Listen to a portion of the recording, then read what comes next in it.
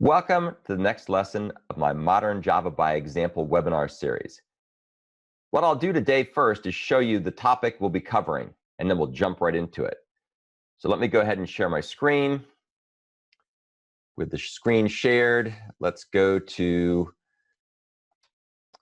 my GitHub repository. If you take a look at the GitHub repository, you can see that we'll be talking about the image stream gang example and the command line variant of that. So that's where all the source code will be that we'll be looking at. So as you'll see here, if you kind of peek down a little bit, we have a number of different folders to look at. And this particular example is a fun example, and we're going to use it over the next couple of days to talk about different aspects of Java concurrency and parallelism techniques. Today, we're going to be talking about techniques related to sequential and parallel streams. Tomorrow, we'll be talking about Java completable futures. And then the next day, we'll be talking about some interesting RX Java implementations.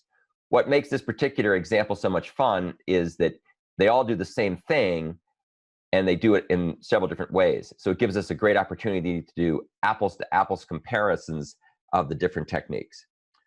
So without any further ado, let's go over to my Intellij project where everything is stored.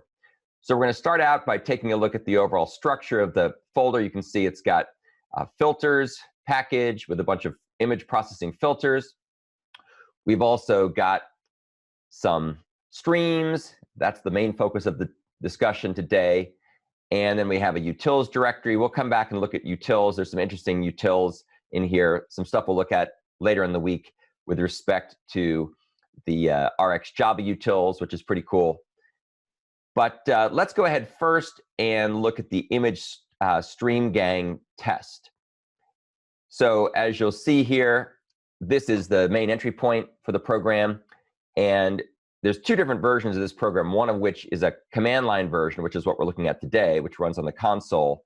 And then the other one is an Android project. So you can either do this with a nice, cool Android GUI, or you can do the command line version.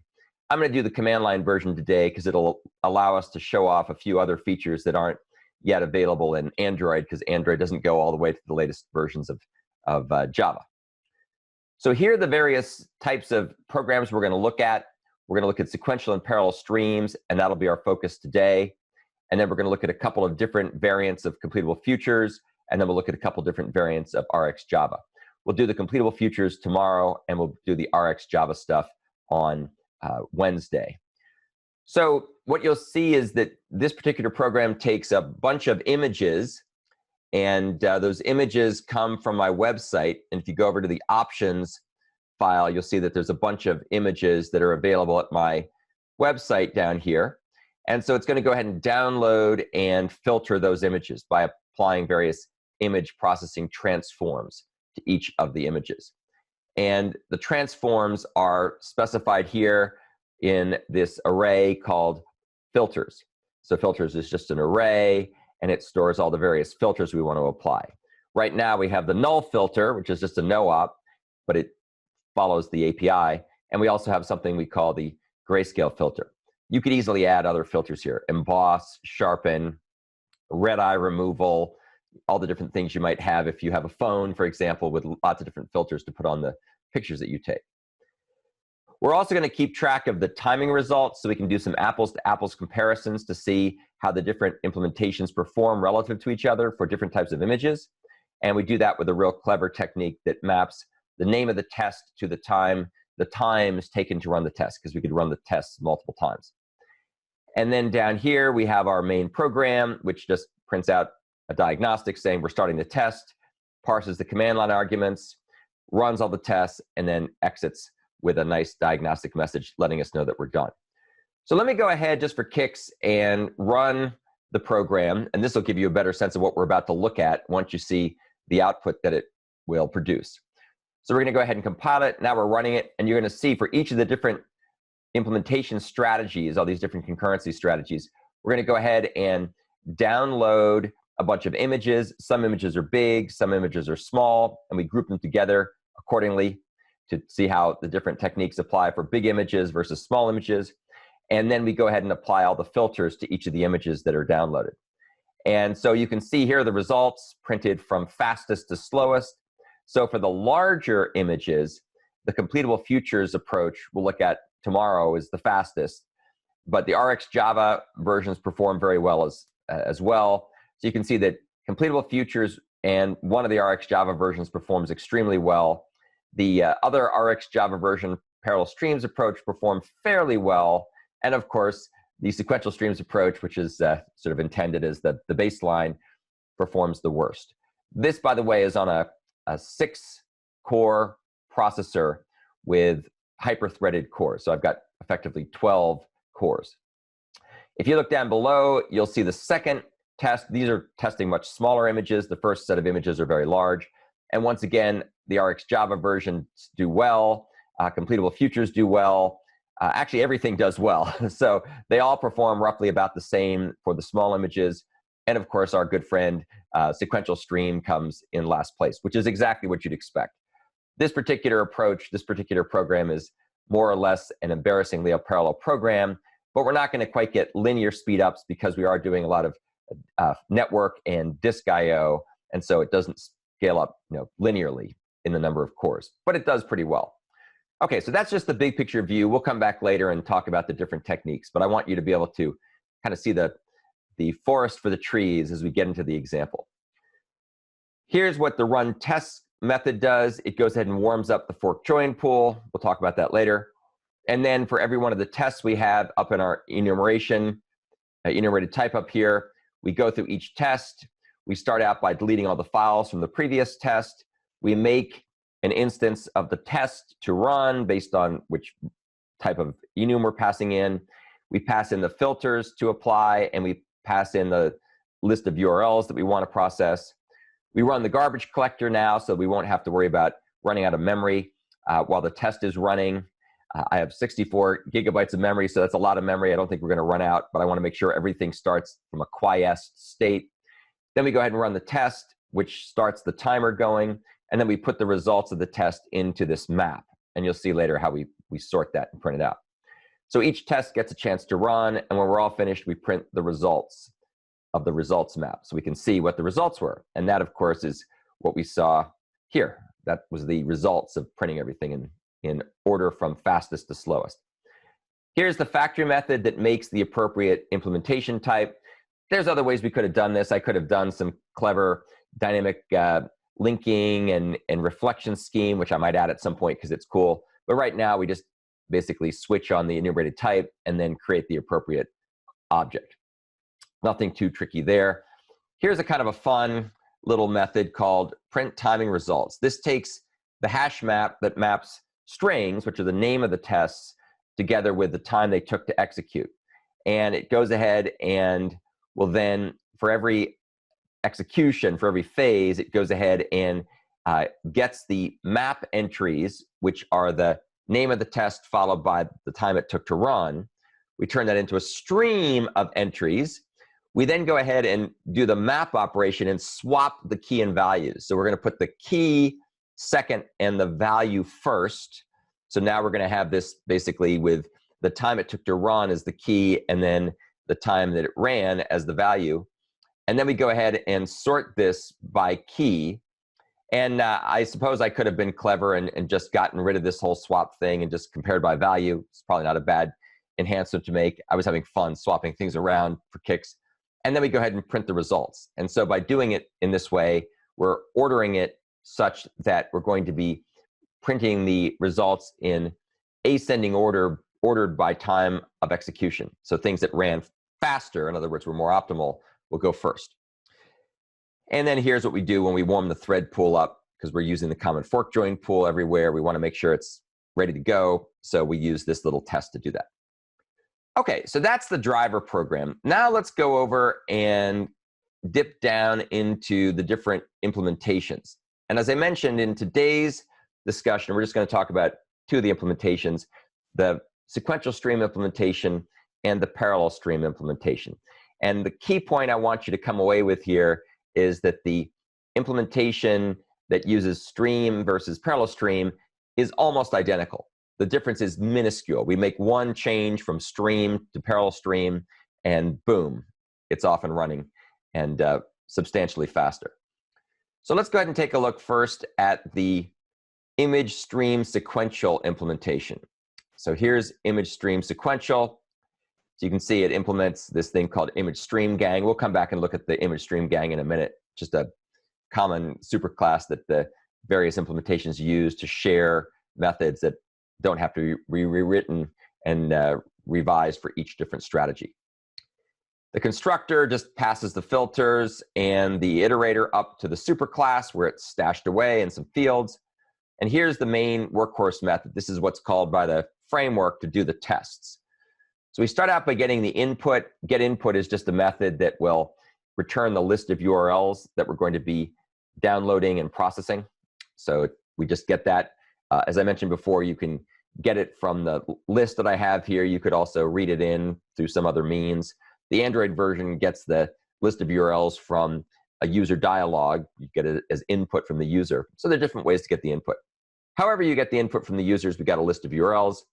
We then convert that list of URLs into a stream of URLs using the good old stream method, which is a factory method that converts a list into a stream. That's pretty common. Should be no real surprise there.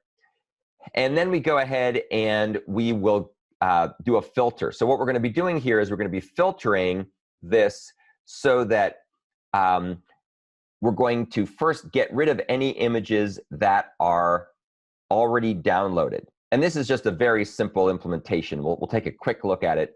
It's not meant to be anything profound. It was just a way to have some fun showing off the filter operation. So let's go take a look at URL cached. The URL cached implementation is over in the image stream gang class, which is here. You can see that URL cached is going to take in a URL, and it's going to go ahead and take each filter that we want to use, convert the list of filters into a stream of filters, and then for each of those, we're going to go ahead and see if we already have a file on the local file system that matches the name and the path of the file we're trying to download. And so we basically do filter here. We're going to call this URL cached method. We'll look at that in a second. And then we're going to count the number of times we find a match. And if we find any matches, then the thing's already been downloaded. So we're just going to ignore it. And up here, I think we have URL cached. And all this tries to do is it tries to see if it can open a file with that name on the file system, the local file system. And if so, we assume we've already downloaded it. Now, again, this is not the only way to make a cache. This is not the best way to make a cache. It was just a way for me to write a cache. The right way to make a cache is probably to use something like the max age parameter in an HTML header and so on. And I leave that as an exercise for the writer and the reader if you're motivated to do that. So URL cached returns true if the item's already been cached. And we only want to process images that are not cached.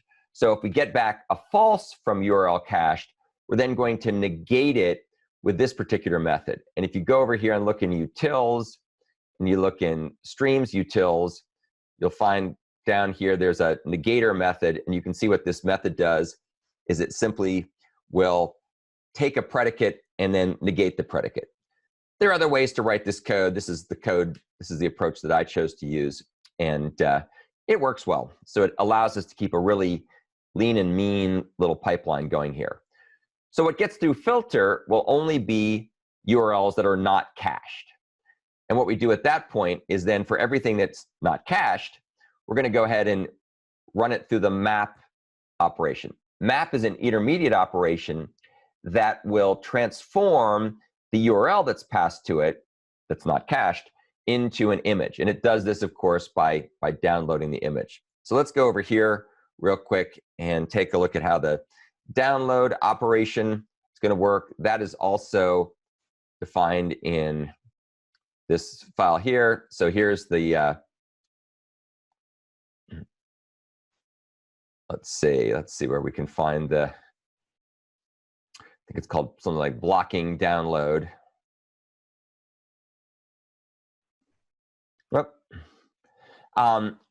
So if you take a look here, you can see that here it is, blocking download. So blocking download is going to call the blocking task call in managed block method. And if you go back to a previous week's webinar, you'll see that I talked about blocking tasks. Blocking tasks is this really cool little helper class that wraps the fork join pools, the common fork join pools, manage block method.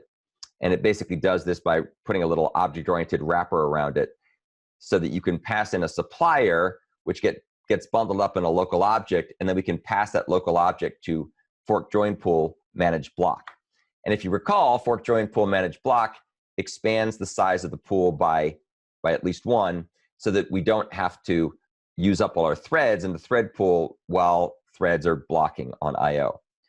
So we use that here, and then we call that there, and that ends up calling download image, and here's download image.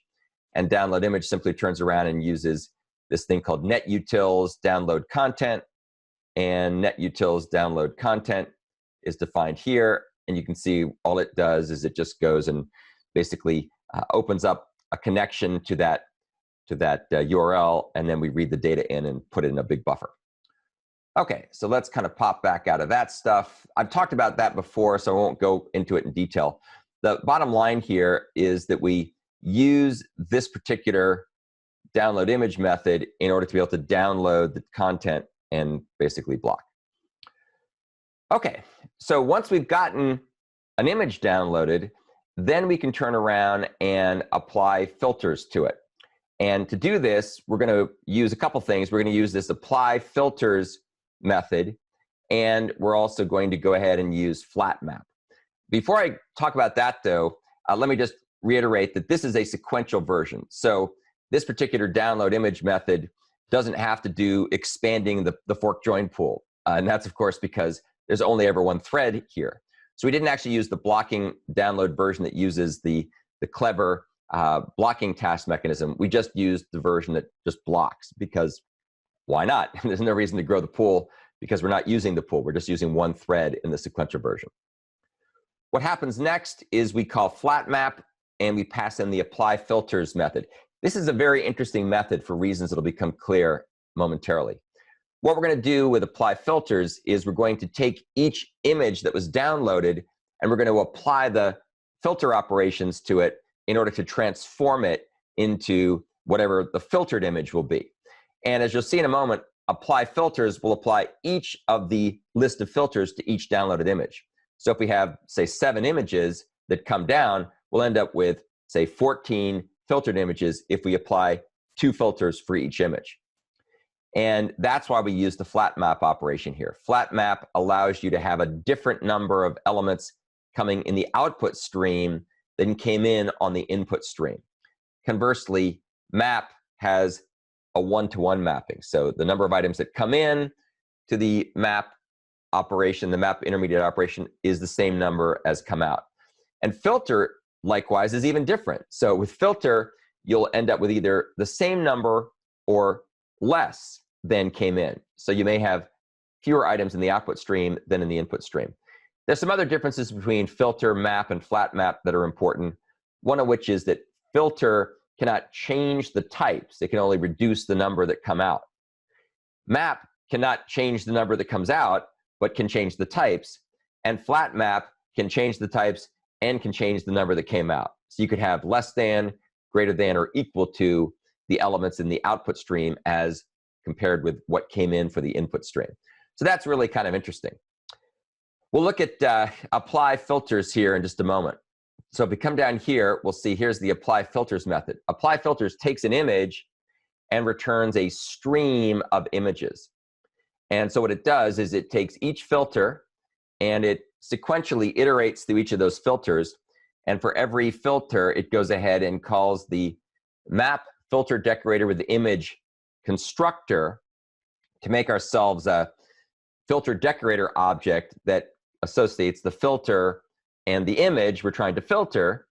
And then it goes ahead and it runs that object, and that goes ahead and will create a decorated image that applied the image filter to it, and it also has the side effect of storing that result on the file system. Now you'll notice that you'll notice that apply filters returns a stream of images. So there actually is no computation done at all. This is completely lazy. It just returns a stream of images. And the computation isn't actually going to be done until we hit collect. We'll talk about that in a second. So what'll happen here is that flat map, when it finally does get called, will take the stream of images and then create the stream of filtered and stored images. So it'll, in this case, it'll have twice as many images coming out as came in. The collect method is a terminal operation. Its purpose in life is to set the whole thing in motion, and it'll go ahead and start pulling the data from the data source, which is this list of URLs. It'll filter, map, and then flat map each of those images in turn, and then it'll collect the results together into what's called a mutable result container. And that mutable result container is created by this factory method known as toList. And so toList will make us a collector that will store the results into an array list. So when we're all done, we're going to end up with an array list of images, which we call filtered images, and then we're going to go ahead and print the count of the number of images that were filtered, which in this case will be n, where n I think is 7. You can see actually what we'll come up with here actually is 14 images when we had 14 filtered images for 7 input images. And if you look here, you can see that's exactly what we're getting. We get 7 URLs per run, and we end up with 14 images coming out of that because they're being applied in that way. Okay, so that's the key parts of this particular method, or this particular strategy, if you will. This is the sequential strategy. So I think what I'll do at this point is stop sharing and take some questions if we have any questions. And then we'll go and look at the parallel streams version. For URL cache, could we have used concurrent hash map instead of using the file methods? Sure, we could certainly have done that. In fact, I have an assignment I give my students for my Vanderbilt class where we do something kind of along these lines. And in that environment, we actually use a concurrent hash map as opposed to a file. Either way works perfectly fine. Isn't calling blocking task from a sequential stream an overhead? Yes, that's why we didn't actually do it. I was jumping ahead to the parallel implementation we're going to look at. This version uses the non-blocking task version because we're not using the common fork join pool. How do we change the download image to make that non-blocking? This particular approach relies on synchronous processing, so that wouldn't make any sense. The non-blocking stuff would become more useful if you were actually doing the, say, the Completable Futures version or the RX Java version. And we'll look at those later in the week when we get to that part.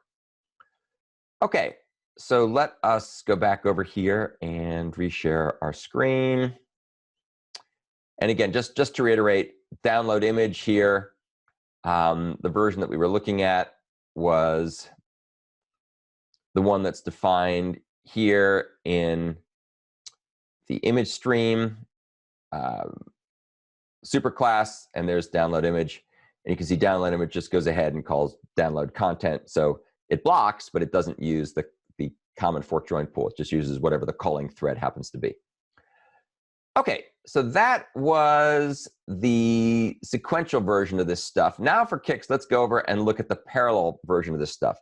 And what's interesting about this, a couple things. First, if you go back and look at the runtime performance of this, you'll see that it's substantially faster, at least a factor of 2 faster, if not faster than a factor of 2.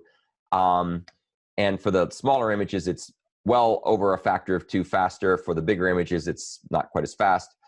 But let's go ahead and take a look at this particular example, and we'll see how it's implemented. So a lot of this is going to look very similar. In fact, that's kind of the whole point. The great thing about parallel streams is you can take a sequential stream solution, which is easier to debug because it's only got 1/3 of control, and then you can turn it into a parallel stream solution by snapping your fingers like Thanos or say Iron Man, but without the side effects, and you get a parallel version. So that's exactly what we do here. We have get input. We're going to go ahead and convert the URLs into a stream. Then we're going to go ahead and do exactly the same thing we did before. We're going to do the URL cache filter. We're going to go ahead and use map, this time using the blocking download. So as we talked about before, that's where the blocking download comes in handy, because now we're going to be using the mechanisms under the hood for doing the common fork join pool expansion. By the way, to really get the benefits of this, we'd probably need to have a lot more images being downloaded to really see the benefits of this. And that's why if you go back and watch the video I did from a previous week where we talked about the mechanism of using the common fork join pool, I used a lot more images to really demonstrate the difference in performance.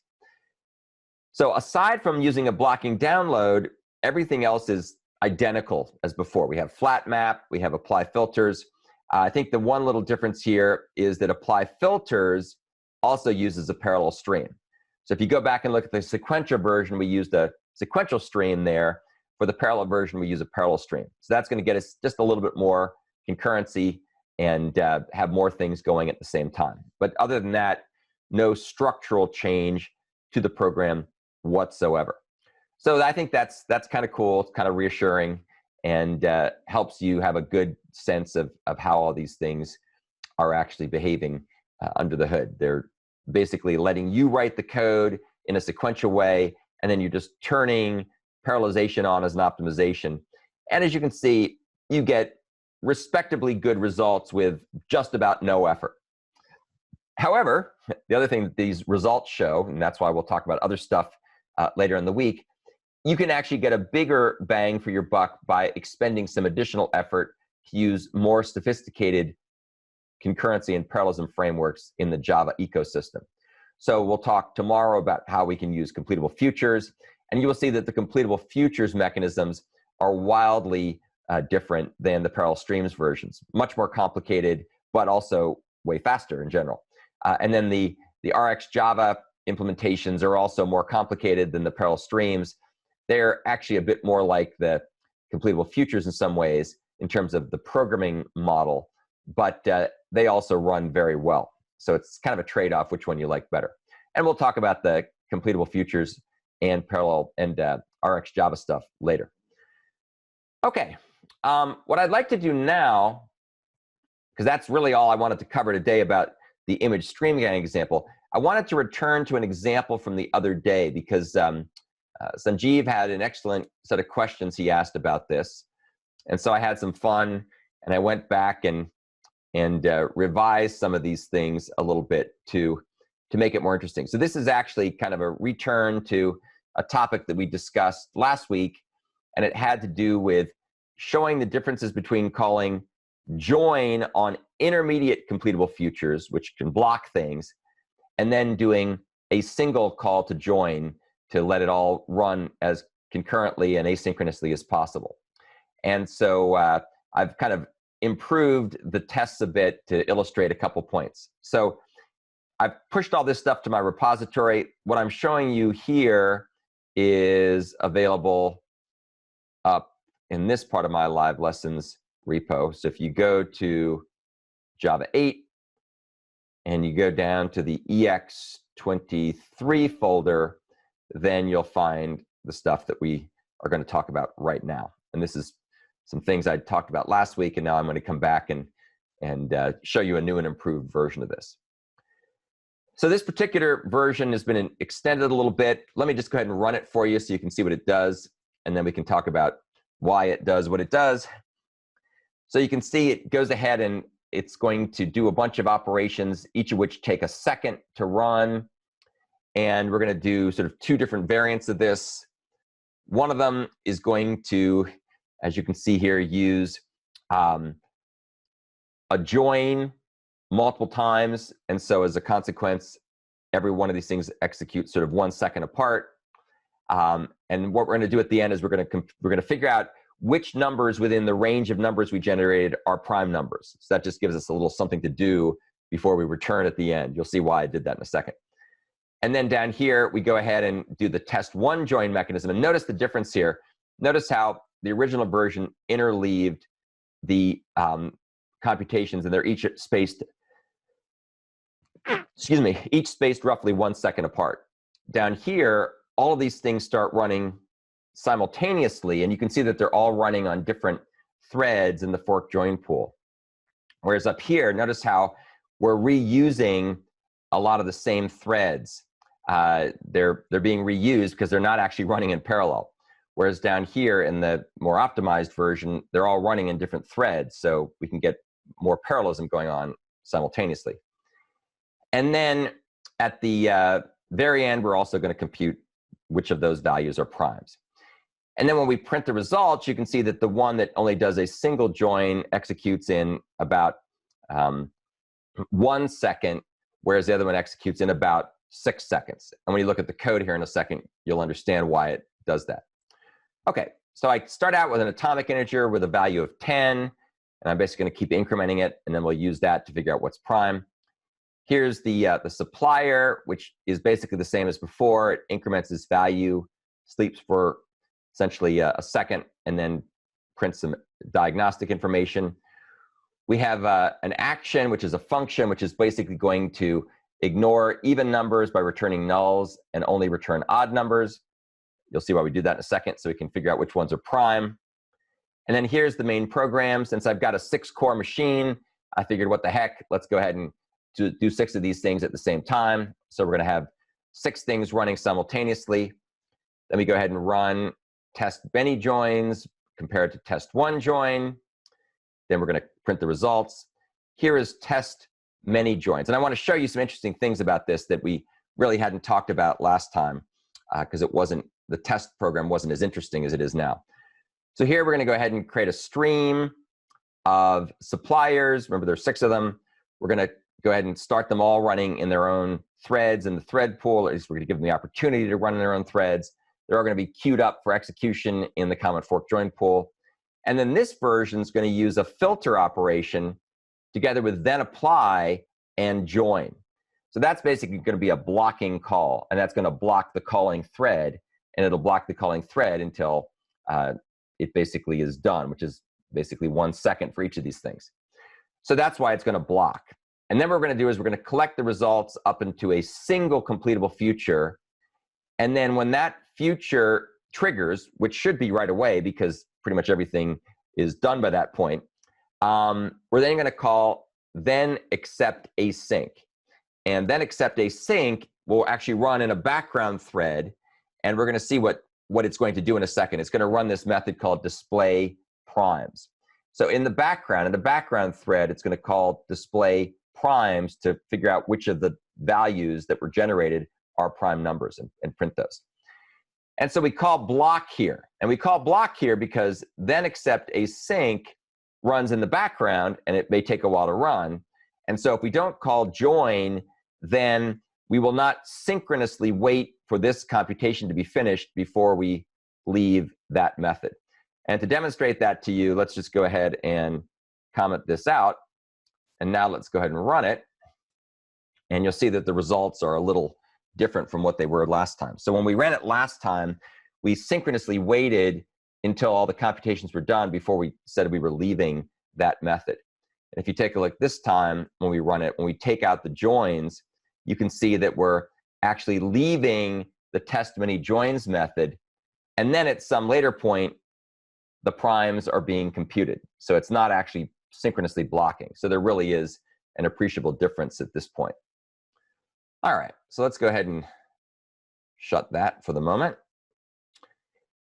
And then we'll just come back here and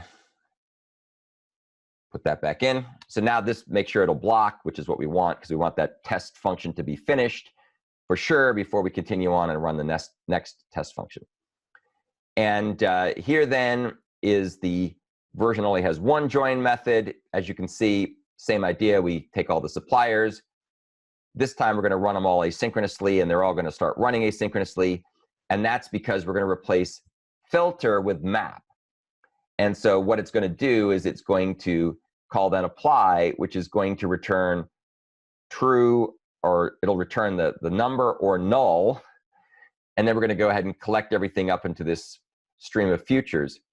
And then what we do here is we go ahead and we filter out all the null results. So we take the stream that came back from stream of futures collector, and then when it's time for that action to run that was registered by then accept async, we go ahead and filter out all the nulls or only let the non-nulls through, and then we collect that into a list and print that.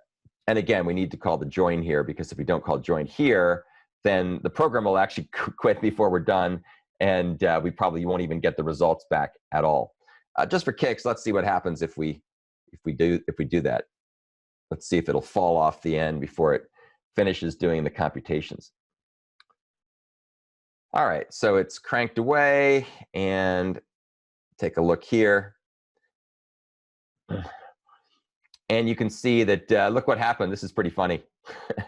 What happened in this case is that it never got done in test one join. Test one join just fell off the end, which then caused the rest of the program to finish. And now all of a sudden we got these completely insane, wacky results that really make no sense at all.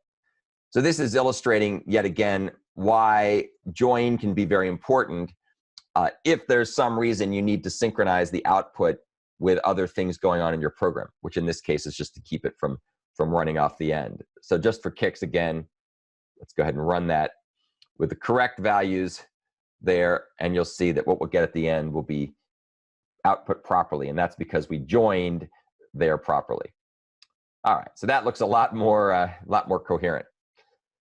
Okay, so that's what I wanted to show you for that other program. We had talked about that last week, and then I realized that got a great question from Sanjeev, who made me think about, why was I showing things the way I was, and I realized the test program needed to be enhanced to illustrate more thoroughly what the benefits of join were in that particular case. It doesn't mean you should always use join. Okay, so let's go ahead and take a look. In the last implementation, it was then except, which is synchronous. So why do we need the outer join in that case? I think, as I had mentioned in response to your comment on my YouTube video, it wasn't strictly necessary in that case. So that was just because I was trying to come up with a good use case that showed why join was necessary. And I realized that the best use case to illustrate why join is necessary is the one that used then except async, where it's actually running in the background. So I retooled the example. Okay, so those were the things I wanted to kind of talk about today. Let me go over here and give you a preview of coming attractions.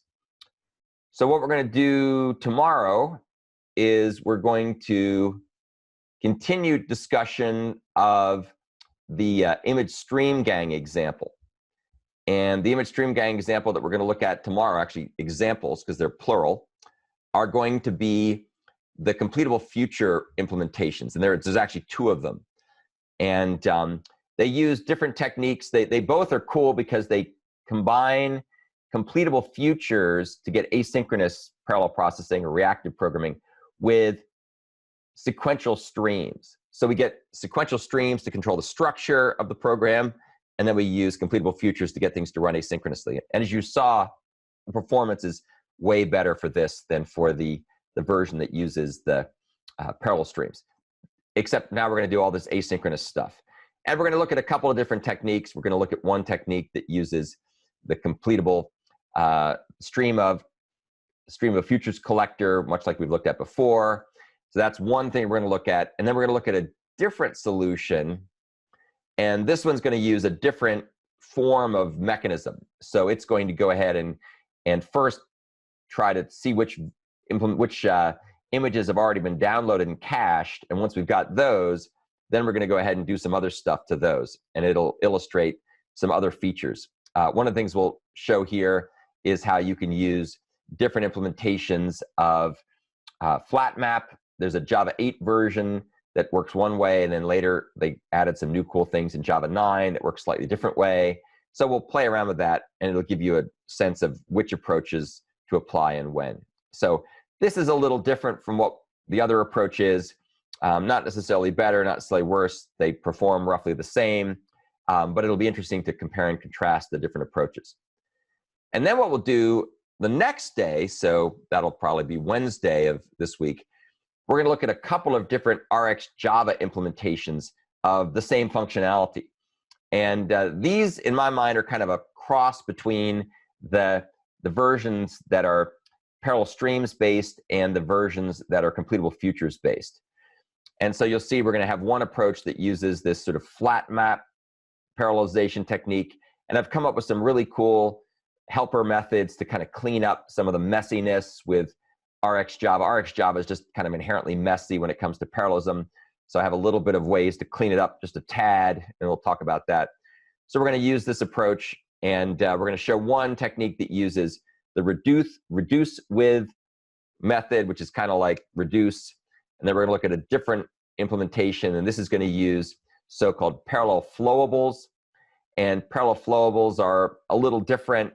They were an attempt, or are an attempt, to try to add parallel processing more intimately into RxJava.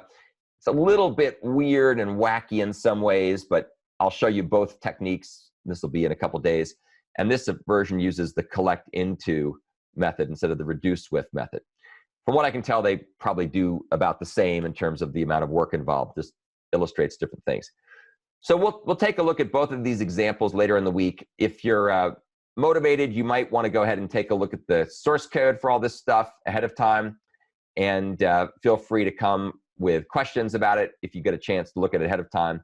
That'll give you a deeper understanding of what it is that we're trying to do. Okay, well, that is what I had planned to cover today. Thanks, everybody, as usual, for attending.